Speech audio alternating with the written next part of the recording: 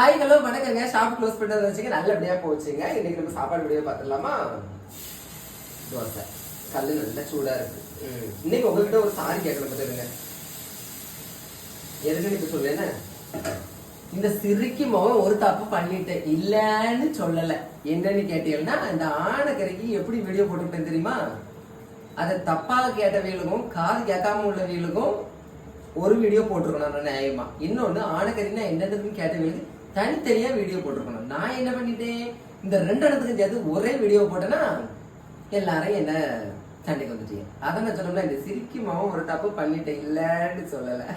ரெண்டு வீடியோக்கு பதிலாக ஒரு வீடியோ போட்டுட்டேன். ஓகேவா? கோச்சுக்கிடாதுங்க. அந்த வீடியோல நல்லபடியா ஆணைக்கறின்னா என்னன்னு கேட்டவங்களுக்கும் பதில் இருக்கு. இந்த காது கேட்காம இருந்ததை பத்தி, காது கேட்காம வேணும்னே என்கிட்ட அம்பு வந்திய பத்தியில ஆவியலுக்கும் அதுல பதில் இருக்கு.